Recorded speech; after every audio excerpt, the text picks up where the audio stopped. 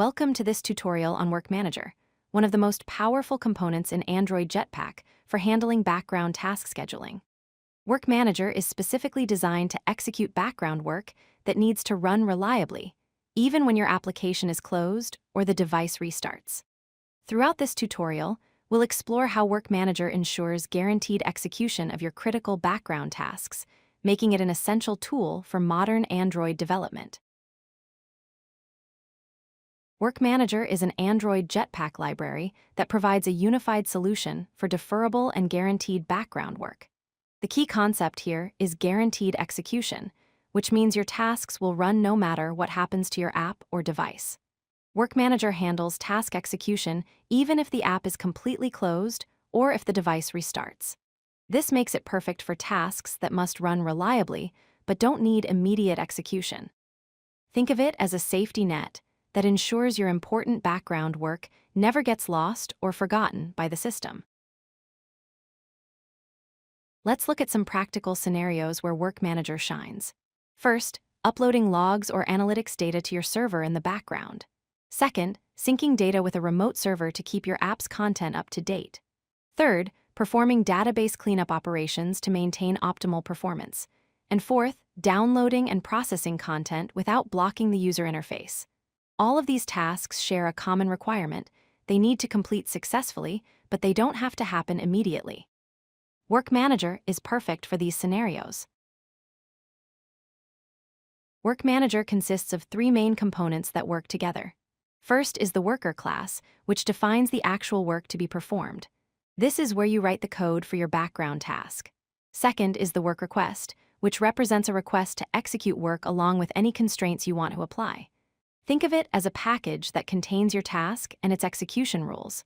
Finally, there's the WorkManager itself, which is responsible for enqueuing and managing all your work requests.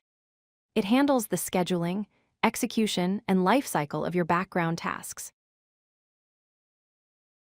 To start using WorkManager in your project, you need to add the WorkManager dependency to your module-level build.gradle.kts file.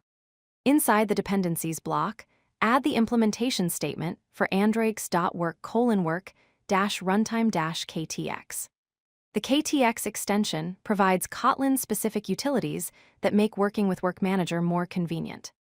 Make sure to sync your project after adding this dependency, and you'll be ready to implement background tasks.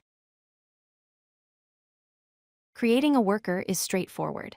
You define a class that extends the worker class, passing in the context and worker parameters in the constructor. The most important part is overriding the doWork function, which is where you write the actual code for your background task. This method runs on a background thread automatically, so you don't need to worry about blocking the main thread.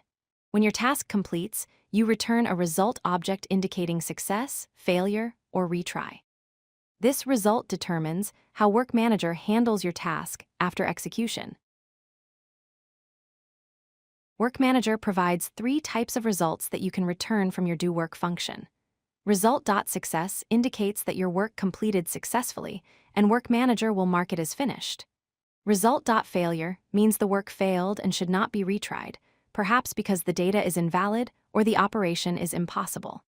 Finally, result.retry tells WorkManager that the work failed temporarily and should be attempted again later.